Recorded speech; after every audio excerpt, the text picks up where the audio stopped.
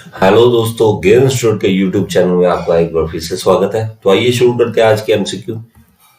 तो पहला क्वेश्चन है, beam engine mechanism is an example of. तो बीम इंजन जो है वो किसकी एग्जांपल है? देखिए, 4 बार चेन आपको पूरा समझना पड़ेगा। उसके लिए आप मेरी वीडियो देख सकते हैं 4 बार चेन वाली। आपको अभी थोड़ा सा बताता हूँ इसके बारे में। बीम इंजन कुछ इस तरह से है। पुराने टाइम में ना जो तेल निकालते थे जमीन से, उसमें लिए बीम इंजन यूज होता था। यहाँ पे एक क्रैंक है, ये वाली, ये क्रैंक है जो कि ऐसे पूरी 360 डिग्री मूव करती थी। और ये एक लीवर है जो कि ऊपर नीचे ऐसे होता था, जैसे यार हैंड पंप नहीं चलाते थे हम, ठीक है, इस तरह से ही है। लेकिन इसकी रोटेशन फुल है, ये ऐसे मूव करेगा और ये भी ऊपर नीचे मूव करेगा। और नीचे यहाँ फिर तेल निकालने के लिए, यहाँ पे जैसे हैंड पंप में होता है वैसे निकालते थे। तो हमारे पास ये एक क्रैंक है और एक लीवर है। यहाँ पे एक लीवर है। तो ये कौन सा मैकेनिज्म है? एक क्रैंक है, एक लीवर है। तो हमारे पास क्रैंक और लीवर मैकेनिज्म बन जाता है। तो हमारा सी ऑप्शन जो है वो राइट होगा। नेक्स्ट क्वेश्चन की ओर बढ़ते हैं। Which of the following is not a surface finishing process? तो सरफेस फिनिशिंग प्रोसेस के बारे में अगर आपने पढ़ा है तो अच्छी बात है। देखिए, हॉर्निंग जो है वो भी है फिनिशिंग प्रोसेस, बफिंग भी है, लैपिंग भी है, टर्निंग देखिए लेथ मशीन वाला आ गया, तो ये नहीं है। ठीक है, तो फिर से मैं कहूंगा नोट जरूर पढ़ा करो, नोट बड़ी कंफ्यूजन कर देता है। Third question, which of the following factor reduce strength of casted components? तो कास्टेड कंपोनेंट कोई, मैंने कहता है कि फैक्टर कौन सा है जो रिड्यूस करता है, वो स्ट्रेंथ को रिड्यूस करना, मतलब उसमें उसकी स्ट्रेंथ में कमी ला देता है। तो हमारे पास जैसे ये सारी ना क्या है, एक तरह से इनकी प्रॉब्लम्स है। ठीक है, तो ब्लो होल होना ये भी प्रॉब्लम है, गैस कैविटी बनना, नॉन मेटेलिक इंक्लूजन, ये सारी क्या है, प्रॉब्लम्स है जिसके कारण स्ट्रेंथ कम हो जाती है। तो हमारे पास ऑल ऑफ द अबव, हमारे पास ऑप्शन होगा ऑल ऑफ द अबव। देखिए, हम जब कोई चीज बनाते हैं ना, मान लो ये मेरे पास इस तरह से ये है, यहाँ पे हमने कास्ट करना है इसके अंदर कोई चीज को। जब हम आयरन, पिघला हुआ आयरन डालते हैं ना, मेल्टेड आयरन डालते हैं, तब डालते डालते उसके अंदर कहीं ना कहीं गैस की कैविटी रह जाती है। और जब आपके पास प्रोडक्ट बनाया बाहर आएगा, आपने देखा जी मेरा प्रोडक्ट बन चुका है, बाहर आ गया और बहुत अच्छा दिख रहा है, आपको लगा हाँ जी इसमें कोई प्रॉब्लम नहीं है, अच्छा दिख रहा है, मेरा ये कंपोनेंट है। और लेकिन प्रॉब्लम कहाँ आती है कि इसके अंदर कई बार गैस होती है, अंदर आपको दिखेगी नहीं, वो बाद में प्रॉब्लम्स क्रिएट करती है। ठीक है, और इसके लिए काफी नॉन डिस्ट्रक्टिव टेस्ट बने हुए हैं, तो उससे हम पता कर सकते हैं कि इसके अंदर है या नहीं है। तो ये सारी क्या करते हैं, स्ट्रेंथ को प्रॉब्लम लाते हैं, स्ट्रेंथ में कमी ला देते हैं। ठीक है, इसके अंदर होल होगा तो अचानक धीरे धीरे धीरे ये होल बढ़ना भी शुरू हो सकता है और इसमें क्रैक आ सकता है, तो इसकी स्ट्रेंथ में कमी आती है। नेक्स्ट क्वेश्चन की ओर बढ़ते हैं। In which of the following process material is neither added nor removed but deformed into desired shape? कहते हैं देखो, ना तो मैं काटूंगा किसी पीस को, देखो ये पीस है कोई, ना तो मैं इसको काटूंगा, ना मैं इसको कोई और चीज ऐड करूंगा। ठीक है, मतलब इसका जो टोटल मास होगा वो उतने का उतना ही रहेगा। ऐसी कौन सी प्रोसेस है, ना इसमें से मैं माइनस करूं ना प्लस करूं इसमें मटेरियल। तो वो जो प्रोसेस होती है उसको हम कहते हैं मेटल फॉर्मिंग प्रोसेस। मैं बार बार कहूंगा, इंग्लिश के वर्ड्स को समझो। फॉर्म कर रहा है ये, और कुछ नहीं कर रहा, फॉर्म कर रहा है, शेप बना रहा है उसकी। ठीक है, उसमें जैसे ना हमारे पास ये लंबी शीट है, कोई लंबी शीट है, मैं इसको टर्न कर दूं, ऐसे मोड़ के एक सर्कुलर शेप दे दूं इसको। ठीक है, एक सर्कुलर शेप दे देता हूं इस तरह से। अब जो सर्कुलर शेप दे दी, तो कुछ तो मैंने डिजायर शेप ले ली ना, मुझे तो सर्कुलर चाहिए था, तो फॉर्म कर दिया मैंने, फॉर्मिंग प्रोसेस की है मैंने। तो हमारे पास फॉर्मिंग प्रोसेस जो है, इसमें ना तो मैंने मेटल ऐड किया, ना रिमूव किया। नेक्स्ट क्वेश्चन जो बढ़ते हैं। Which of the following component is are manufactured by powder metallurgy? तो पाउडर मेटलर्जी बहुत अच्छी प्रोसेस है, इसके बारे में आप पढ़ सकते हैं। तो ये सारी gear, cutting tool, bearing bushes, ये सब कुछ जो है वो हमारा पाउडर मेटलर्जी से बनता है। The design of beam is based on strength criteria. If the beam is sufficiently strong to resist, कहता है कि इसके क्राइटेरिया अलग अलग होते हैं कि हमें स्ट्रेंथ मेन चीज है हमारे पास। देखिए हमारे पास मेन चीज है, इसमें कहता है स्ट्रेंथ मेन चीज जब हो, उसको बेस रख के मैंने जब कोई चीज बनाई हो, तो वो किसको सफिशिएंटली मतलब अच्छी तरह से सहन कर सकता है, रेजिस्ट कर सकता है किस चीज को। तो आप याद रखो शीयर फोर्स को। जब हम स्ट्रेंथ की बात करते हैं तो वहां पे शीयर फोर्स आ जाती है। तो शीयर फोर्स जो है वो हमारा क्राइटेरिया होगा जब हम स्ट्रेंथ में मेन मानेंगे स्ट्रेंथ, तो उसको शीयर फोर्स को रेजिस्ट कर सकता है। ठीक है, नेक्स्ट क्वेश्चन को बढ़ते हैं। 7th क्वेश्चन है energy stored in a body with in an elastic limit.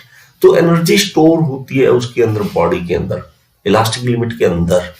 ठीक है, मैं मान लो ये स्प्रिंग है मेरे पास, तो इस स्प्रिंग को मैं खींचता हूं इस तरह विद इन इलास्टिक लिमिट। ये बात हमेशा याद रखना, विद इन इलास्टिक लिमिट। ठीक है, तो मेरी इलास्टिक लिमिट हम ग्राफ में देखें तो यहाँ पे आ जाती है, यहाँ पे इलास्टिक लिमिट आ जाती है।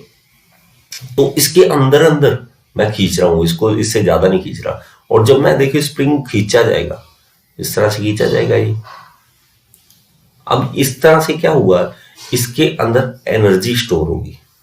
एनर्जी स्टोर होगी जिसको हम स्ट्रेन एनर्जी बोलते हैं या रिजाइलेंस बोलते हैं, रिजाइलेंस।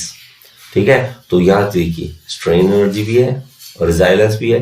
ठीक है, गड़बड़ होने वाली थी, मेरे से ही हो जाती। ठीक है, तो आप भी कर सकते हैं, इसलिए थोड़ा सा ध्यान से। ठीक है, तो बोथ ये हमारा सही है, स्ट्रेन एनर्जी भी है, रिजाइलेंस भी है। हो जाता है कई बार जल्दी जल्दी में, ये है रिजाइलेंस। ओके, नेक्स्ट क्वेश्चन हम जल्दी जल्दी कर लेते हैं। तो प्लीज यहाँ कई बच्चे स्ट्रेन एनर्जी भी क्लिक कराएंगे, लेकिन ये इनका तरीका होता है।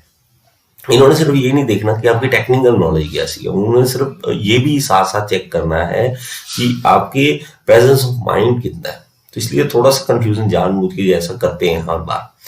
तो इस तरह से जब एनर्जी स्टोर होती है उसको हम कहते हैं रिजाइलेंस या स्ट्रेन एनर्जी। नेक्स्ट क्वेश्चन की ओर बढ़ते हैं। तो मॉडुलस ऑफ रिजाइलेंस क्या है, कहता है मॉडुलस ऑफ रिजाइलेंस। तो देखिए एक तो होता है कि स्प्रिंग को थोड़ा खींचना, देखो मैं थोड़ा खींचता हूं, सिर्फ यहां तक लेके आता हूं इसको, एक और ज्यादा खींचता हूं, देखो।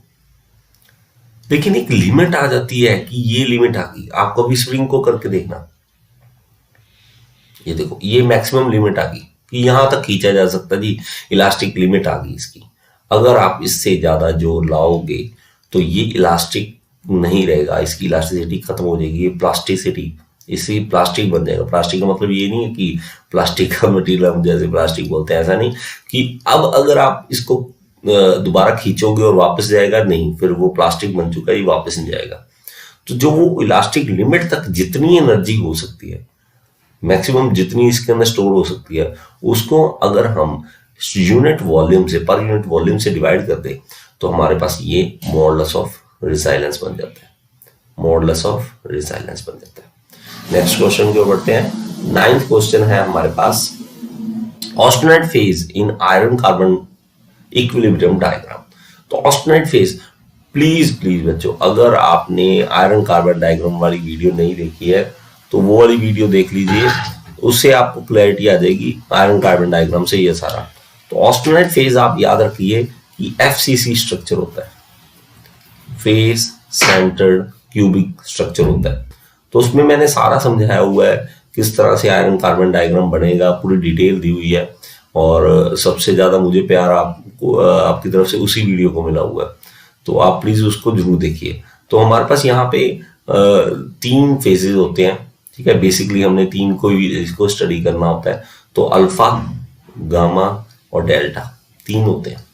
यहाँ पे बीसीसी स्ट्रक्चर मिलता है डेल्टा में, सॉरी अल्फा में यहाँ पे, और ऑस्टेनाइट में मुझे एफसीसी मिलता है, और डेल्टा में फिर से बीसीसी आ जाता है। तो आपने थोड़ा सा इसको स्टडी कर लेना अच्छे तरीके से। तो हमारे पास ये क्या कह रहा है, इज अ फेस सेंटर। ठीक है, तो फेस सेंटर क्यूबिक हमारे पास होता है। नेक्स्ट क्वेश्चन की ओर बढ़ते हैं। What is the crystal structure of delta ferrite? तो डेल्टा फेराइट जो होता है, तो अभी मैंने पीछे भी बताया, तो वो बॉडी सेंटर क्यूबिक होता है, बॉडी सेंटर क्यूबिक होता है। नेक्स्ट क्वेश्चन की ओर बढ़ते हैं। Work involve in thermodynamic processes. तो देखिए जो वर्क है, देखो मैं सिंपल सी बात बताऊं, इसमें दो चीजें होती हैं, पॉइंट फंक्शन और पाथ फंक्शन, दो चीजें होती हैं। पाथ फंक्शन, तो पॉइंट फंक्शन जो है वो सारी जो प्रॉपर्टीज होती हैं, मैं मान लो कोई मेरा मटेरियल है, अभी टेम्परेचर मान लेते हैं 273 पे पड़ा है, केल्विन पे पड़ा है, और उसका प्रेशर मान लेते हैं कुछ भी 1 बार है।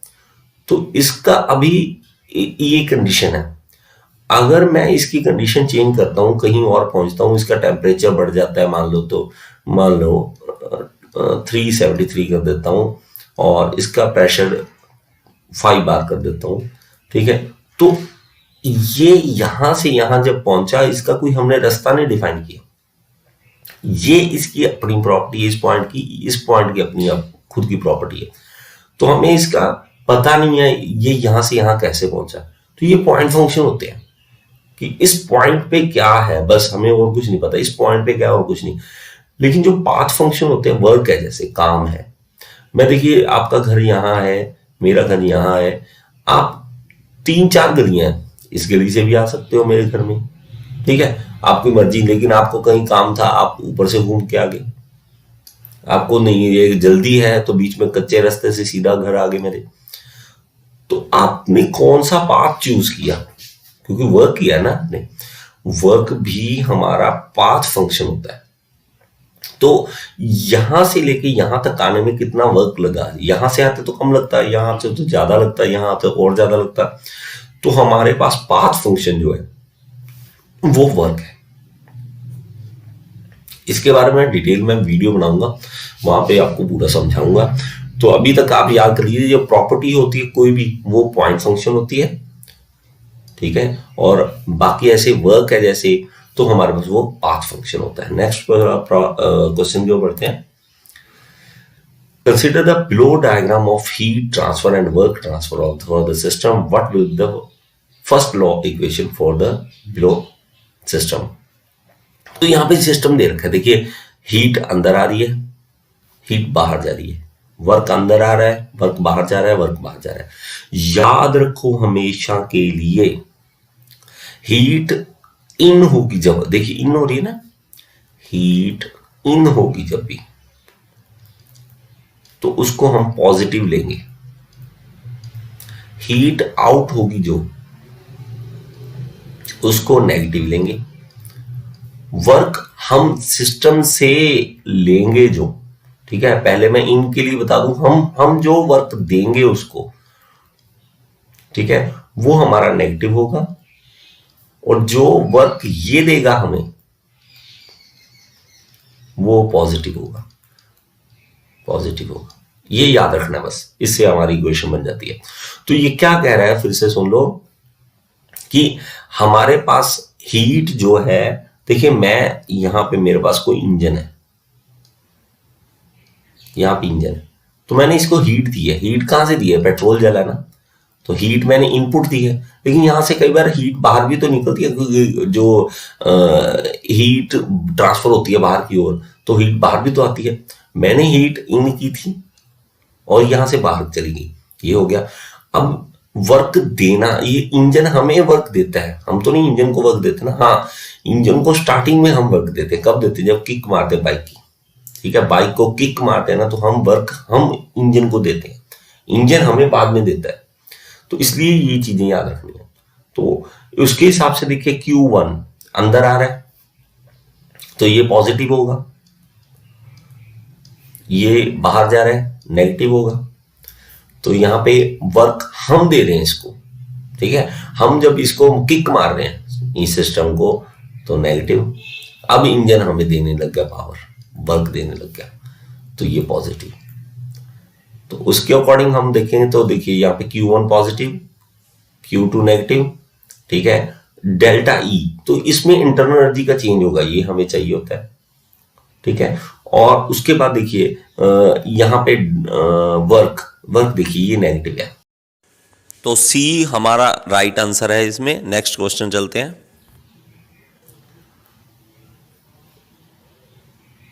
Which among the following is correct relation between COP of heat pump and COP of refrigeration? तो इसमें देखिए coefficient of performance जो है उसमें सही रिलेशन बताना है। याद कर लीजिए इसको, प्लीज याद कर लीजिए इसको, ये आपको बहुत फायदा देने वाला है। देखिए आपने सिर्फ ये याद रखना है कि जो हमारा हीट देने वाला पंप है ना, या सीधी मैं बताऊं थोड़ा सा रेक्टिफिकेशन भी होता है। हमारा फ्रिज देखो है ना, हमारा फ्रिज है जो कम बिजली खाता है, हम ये याद कर लेते, चलो हम याद कर लेते हैं ये कम बिजली खाता है।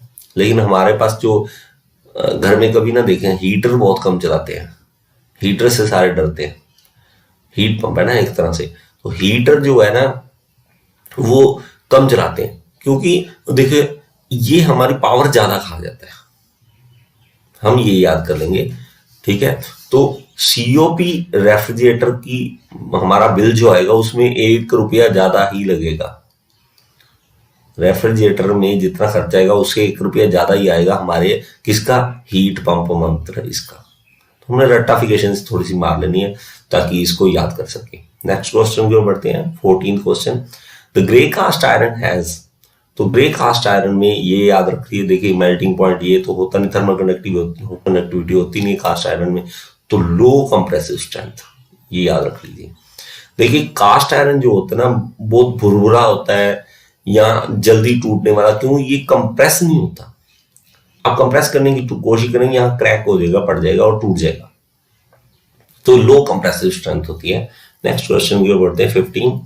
विच of the following parameter is false for steel? वो स्टील में गलत क्या है, देखो हाई कार्बन कंटेंट, ठीक है, हाई, ये वर्ड आप समझिए ये गलत, थोड़ी सी क्वेश्चन में ऐसे ही ना परसेंटेज देनी चाहिए, हाई है या नहीं है हमें नहीं पता ना, कितना हाई है ये भी नहीं बताया, ये गलत है एक तरह से, ऐसा नहीं करना चाहिए। ठीक है, हाई मेल्टिंग पॉइंट, तो हाई मेल्टिंग पॉइंट होता है। लो डैम्पिंग कैपेसिटी, तो ज्यादा नजदीक हमारे ये लग रहा है क्वेश्चन के। तो डैम्पिंग कैपेसिटी क्या है, डैम्प करना। डैम्प करने का मतलब क्या है कि ये वाइब्रेशन हो रही है उसको डैम्प कर सकता है, तो लो डैम्पिंग कैपेसिटी होती है इसकी। ठीक है, आपको समझ आया ये एमसीक्यू या नहीं, मुझे जरूर कमेंट में बताइए और शेयर जरूर करिए मेरे वीडियो को। ठीक है, शेयर करना और लाइक करना मत भूले। थैंक यू सो मच, और लगे रहो बस क्वेश्चन की ओर, हम एक दिन क्लियर जरूर करेंगे।